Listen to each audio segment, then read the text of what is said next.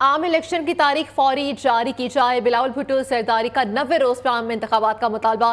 कराची में मीडिया से गुफ्तगू करते हुए पीपल्स पार्टी चेयरमैन ने कहा कि इलेक्शन में ताखीर का सवाल इलेक्शन से भागने वालों से किया जाए जो आज जेल काट रहे हैं। उनके लिए पैगाम है कि घबराना नहीं है। बिलावल भुट्टो ने कहा कि नैब छापों के हवाले से झूठी खबरें चल रही हैं।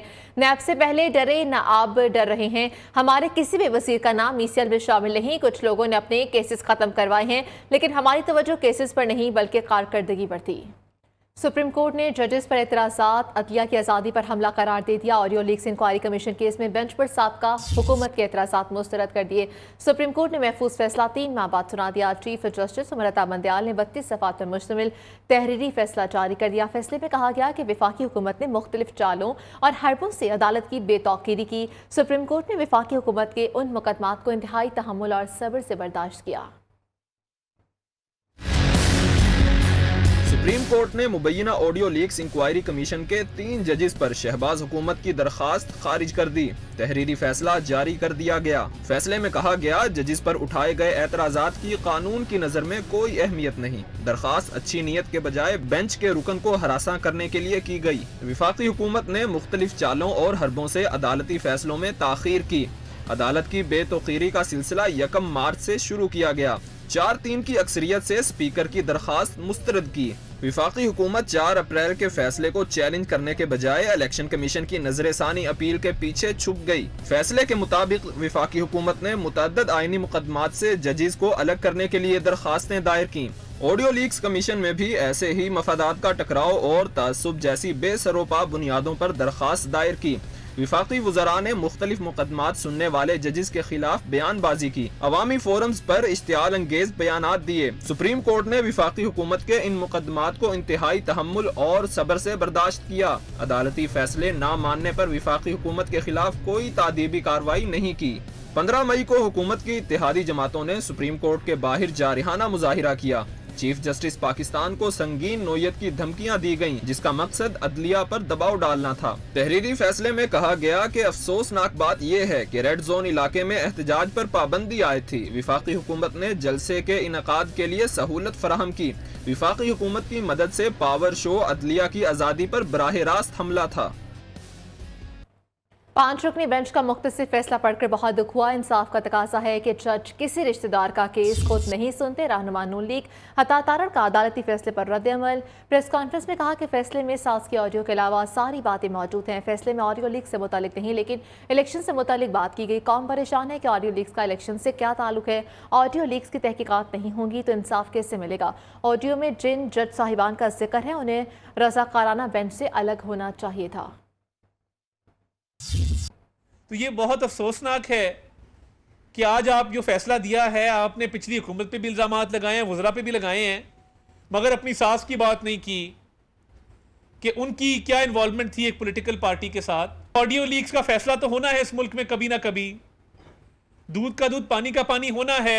आप इलेक्शन के पीछे छुपें, आप तौहीन के पीछे छुपें, या आप ये कहें कि ये ऑडियो लीक्स कमीशन बन नहीं सकता था। आप जितने मर्जी बहाने ढूंढ ले, आज आपने बहुत बड़ा एनआरओ दिया है अपनी सास को, और ये judicial NRO, this is the mother of all NROs which has been given to a mother in law. Dollar पर निगरानी के शानदार नताइज। अमरीकी करेंसी ज़मीन पर आने लगी, जबकि कारोबार के अख्ताम पर इंटरबैंक में डॉलर 1 रुपये 99 पैसे मजीद सस्ता हो गया। 302 रुपये 95 पैसे पर बंद हुआ। ओपन मार्केट में डॉलर 3 रुपये कम होकर 307 से 304 रुपये का हो गया। जबकि दूसरी जानिब गैर कानूनी करेंसी का कारोबार करने वालों के खिलाफ कार्रवाइयों का सिलसिला भी जारी है। पेशावर में FIA की कार्रवाई के बाद करेंसी मार्केट दूसरे रोज भी बंद रही। नौशहरा में छापे के दौरान हवाला हुंडी और करेंसी स्मगलिंग में मुलविस 2 अफराद गिरफ्तार। मुलजिमान से करोड़ 31 लाख से जायद की करेंसी बरामद। 3 हफ्तों के दौरान सूबे के मुख्तलिफ इलाकों में कार्रवाइयों के दौरान 28 अफराद को गिरफ्तार किया गया। कुंडा माफिया का सिरे से खात्मा। बिजली चोरों के खिलाफ शहर शहर ऑपरेशन जारी है। लाहौर में PTI और लीग की रहनुमाओं समेत 528 बिजली चोर पकड़े गए, जबकि 6 करोड़ 87 लाख रुपए की रिकवरी कर ली गई है। फेस्को रीजन के 8 अजला में बिजली चोरी के खिलाफ ग्रैंड ऑपरेशन। 49 बिजली चोरों को रंगे हाथों पकड़ा गया। लाखों रुपए जुर्माना आयद कर दिया गया। मुल्तान रीजन में भी बिजली चोरी के खिलाफ ग्रैंड ऑपरेशन। 2 अहम सियासी शख्सियात समेत 293 अफराद को बिजली चोरी करते हुए पकड़ लिया गया। और मुजफ्फरगढ़ के इलाके में साबिक MPA मियां अलमदार कुरैशी बिजली चोरी करते हुए पकड़े गए। साबिक MPA के ज़ेर इस्तेमाल घरेलू मीटर बोगस पाया गया। साबिक MPA के खिलाफ अंदराज मुकदमा के लिए दरख्वास्त मुतल्लिका थाने को इरसाल कर दी गई है। लोधरा, लियाकतपुर, नारोवाल में दर्जनों बिजली चोरी जो है वो धर लिए गए और उधर बिजली चोरी की रोकथाम के लिए वज़ारत तवानाई का अहम इक़दाम। तकसीम कार कंपनीज के ग्रेड 17 से 19 तक फील्ड अफसरान को तब्दील करने का फैसला कर लिया गया है।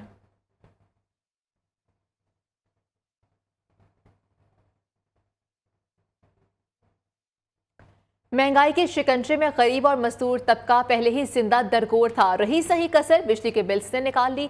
गुर्बत की लकीर से नीचे वाले पस्त हाल लोग जिंदगी कैसे गुजार रहे हैं, रोदात सुना रहे हैं इस्लामाबाद से फैजुल हसन मलिक अपनी इस रिपोर्ट में। मर्दान से ताल्लुक रखने वाला मोहम्मद उमर जूते बनाने का काम करता है। वो हालात से बहुत मायूस नजर आया। कहता है इस दौर में अल्लाह के सिवा कोई सहारा नहीं है गरीबों का। इसका किराया पूरा करूँ, स्कूल का फीस पूरा करूँ, बिल पूरा करूँ, पेट का खर्चा पूरा करूँ, ये किधर से होता है। शरबत बेचकर बच्चों का पेट पालने वाला बशीर कहता है सारा दिन गाहक का इंतजार करते हुए ये सोचता रहता हूँ आज रात बच्चों को क्या खिलाऊंगा। पहले जो दौर था वो ठीक था, गुजारा कर लेते थे अपना। अभी महंगाई बहुत ज़्यादा हो गई जिससे कि इसमें कभी आधा दर्जन बिकता है, कभी 15 गिलास बिक जाते हैं, उसमें मेरा चीनी का खर्चा भी पूरा नहीं। फुटपाथ पे सोने वाले एक मजदूर ने अपनी बेबसी का अहवाल सुनाया। कहा जिंदा रहने के लिए जमीन पे सोना जरूरी है, मकान का किराया और बिल कहाँ से लाऊं। कोई दिहाड़ी भी नहीं किया, उधर जंगल में सोते, कोई सोने का जगह भी नहीं है, कभी इधर कोट पास में सोते। क्या करेगा, हालात गड़बड़े, हालात ख़राब यार, क्या करेगा, महंगाई भी है तो ऐसी महंगाई हम क्या करेगा यार, उधर तो भी पैसे कमाना पड़ेगा ना। टैक्सी ड्राइवर इशफाक बेबसी की तस्वीर बने नजर आए। कहते हैं जब से पेट्रोल महंगा हुआ है सवारी लगती ही नहीं। घर में मरीज हैं, उनका इलाज कैसे करवाऊंगा। 10-11 बज जाते हैं लेकिन मजदूरी नहीं होती। क्यों कि पूरा दिन जो सवारी उठाते हैं वही पेट्रोल डाल देते हैं, जो सवारी उठाते हैं वही पेट्रोल डाल देते हैं, तो बचत कुछ होती नहीं है, तो क्या करेंगे। महंगाई और बेरोजगारी ने गरीब और मजदूर बंदे से जीने का हक भी छीन लिया है। उनका कहना है कि इन मुश्किल हालात में बस जिंदगी के दिन पूरे कर रहे हैं। हुकूमत को चाहिए कि इनकी दाद रसी करे ताकि अपना और अपने बच्चों का पेट पाल सकें। कैमरामैन राजा इबाद के साथ Faizul Hasan Malik, Neo News, Islamabad. Report आपने मुलाहिजा की। आगे बढ़ें, आपको बताएं गुजरावाला बोर्ड ऑफ एजुकेशन में बच्चों के नंबर्स तब्दील करने का स्कैंडल। मरकजी मुलजिम IT इंचार्ज नदीम अहमद को गिरफ्तार कर लिया गया। मुलजिम को anti corruption office VI protocol देते हुए गाड़ी की फ्रंट सीट पर बिठा कर ले जाया जा रहा था। नियो न्यूज़ का कैमरा देखकर उसे बाहर निकाल कर मुलजिमान वाली सीट पर मुंतकिल कर दिया गया। मज़ीद तफसीलात क्या हैं वो जानते हैं शफकत इमरान से। शफकत, क्या मामला था ये बताइएगा। जी बिल्कुल, पहले तो ये मामला ये है कि ये एक मुलजिम है नदीम, जो पिछले 11 रोज से एंटी करप्शन पुलिस इसे ढूंढ रही थी क्योंकि एक बहुत बड़ा स्कैम सामने आया है। वो जो गुजरांवाला बोर्ड की तरफ से नंबर तब्दील करने के हवाले से 20 से ज्यादा बच्चे जिनके नंबर तब्दील किए गए और जो है करोड़ों रुपए इसमें जो है वो मुबैना तौर पर रिश्वत ली गई और इस हवाले से जो है वो मुकदमा दर्ज था। ये मफरूर था मरकजी मुलजिम नदीम के बारे में बहुत ज्यादा, क्योंकि ये IT हेड है। आज जब जैसे ही इसे गिरफ्तार किया तो हमने देखा पहले तो उसे AC वाले रूम में बिठाया गया, फिर उसके बाद जो है उसे गाड़ी की फ्रंट सीट पर जो है वो कैमरों से छुपा कर हमसे छुपा कर ले जाया जा रहा था। तो फिर हमने जैसे ही उनको देखा फिर हमारे सामने ही उसको गाड़ी से निकाल कर जो है वो हवालात में बंद करना शुरू कर दिया गया। ये IT इंचार्ज नदीम जो है वो बड़ा बाअसर बताया जाता है। इसने चंद माह में इसकी जो बैंक स्टेटमेंट है और जो सामने चीजें आई हैं, करोड़ों की जो है वो जायदाद खरीदी गई है, करोड़ों की जो है ट्रांजैक्शन सामने आई है और पिछले 3 साल से ये नंबर तब्दील करने का धंधा किया जा रहा था और मरकजी मुलजिम नदीम जो है उसे गिरफ्तार कर लिया गया है। अब इसके बारे में बताया जाता है कि उसने तो ये कहा कि मैं अबूरी जमानत करवा के खुद पेश हुआ हूँ, लेकिन जो एंटी करप्शन हुकाम का कहना है इसके खिलाफ एक और मुकदमा दर्ज था जिसमें इन्हें गिरफ्तार कर लिया और तमाम तहकीकात की जाएगी कि 3 साल से ये धंधा कैसे किया जा रहा था और बोर्ड के कौन कौन से अफसरान इसमें मजीद शामिल थे जो इस धंधा करवा रहे थे। जी ठीक है शफकत इमरान, बहुत शुक्रिया अपडेट करने के लिए। सदर मुमलिकत डॉक्टर आरिफ अलवी की 5 साला मुद्दत आज रात 12 बजे खत्म। डॉक्टर आरिफ अलवी का सदर का ओहदा ना छोड़ने का फैसला, वो नए सदर के इंतखाब तक काम जारी रखेंगे। ज़राए का कहना है कि आरिफ अलवी ने काम जारी रखने के लिए तहरीक इंसाफ के सरबराह से भी मुशावरत की है। डॉक्टर आरिफ अलवी की तरफ से हुकूमत को भी आगाह कर दिया गया। डॉक्टर आरिफ अलवी ने काम जारी रखने के लिए अपनी लीगल टीम से भी मुशावरत कर ली है। लंदन में शहबाज शरीफ का कैंसर टेस्ट क्लियर करा। तिब्बी मुआयने के बाद कैंसर स्पेशलिस्ट की तस्दीक। साबिक वज़ीर आज़म ने 2 हफ्ते कबल लंदन पहुंचने के फौरन बाद कैंसर के टेस्ट करवाए थे। टेस्ट की रिपोर्ट्स मारूफ कैंसर स्पेशलिस्ट डॉक्टर मार्टिन ने देखी, जबकि शहबाज शरीफ को 2000 में नायाब और ख़तरनाक कैंसर की तशख़ीस हुई थी। शहबाज शरीफ को हर साल कैंसर का टेस्ट कराना पड़ता है। साबिक वज़ीर आज़म 2003 में न्यूयॉर्क के सेलोइन कैटरिंग अस्पताल में कई माह तक इस मर्ज के सबब ज़ेर इलाज भी रहे थे। कैंसर से पाक होने की खुशखबरी डॉक्टर मार्टिन ने वेलिंगटन अस्पताल सेंट जॉनवे में दी। शहबाज शरीफ को सुनाई, जबकि शहबाज शरीफ की रीढ़ की हड्डी का स्कैन आइंदा हफ्ते हॉर्ले स्ट्रीट के क्लिनिक में होगा।